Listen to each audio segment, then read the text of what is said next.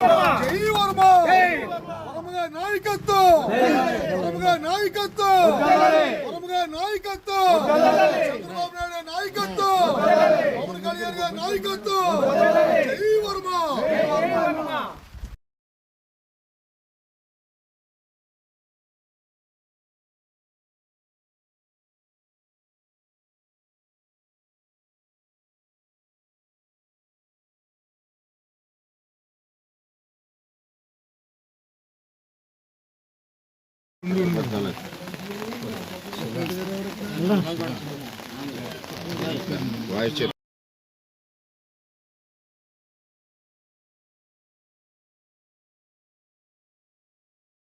ఇది కూటమి ప్రభుత్వం వచ్చాక చంద్రబాబు నాయుడు గారు, పవన్ కళ్యాణ్ గారు, మోడీ గారు యొక్క ఆధ్వర్యంలో మరి చంద్రబాబు నాయుడు గారు 1వ తారీఖు నాడు పెన్షన్ ఇవ్వాలి.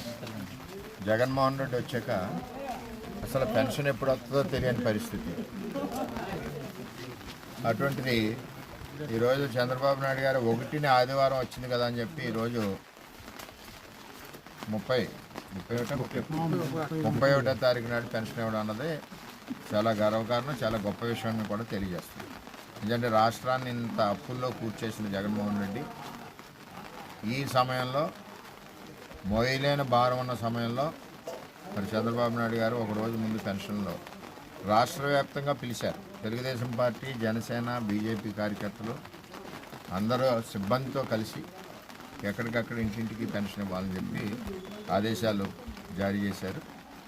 మొట్టమొదటిసారి పెన్షన్ ఇచ్చింది అన్న ఎన్టీ రామారావు గారు. 50 రూపాయల పెన్షన్ మొట్టమొదటిసారి ఇచ్చారు. అలాగే ₹2 బియ్యం పెట్టింది కూడా మొట్టమొదటిసారిగా తెలుగుదేశం పార్టీ. సంక్షేమ పథకాలు పెట్టింది అన్నీ కూడా తెలుగుదేశం పార్టీయే. పేదల యొక్క సంక్షేమం, అదేవిధంగా పక్కా గృహాల నిర్మాణం, ఇవన్నీ కూడా రామారావు గారి టైంలో మొదలుపెట్టినన్నింటినీ కూడా అవన్నీ కూడా ఈ రోజు వరకు కూడా మధ్యన వచ్చిన ప్రభుత్వాలు కూడా వాటిని కంటిన్యూ చేసుకుంటూ వెళ్తూ ఉన్నారు. పెన్షన్ ఆ రోజు 50 రూపాయల నుంచి ఈరోజు మరి 4,000 రూపాయల వరకు వచ్చింది. ఈ ఎలక్షన్ ముందు మనం 2,000 రూపాయలు చేసాం జగన్మోహన్ రెడ్డి ఎలక్షన్ ముందు.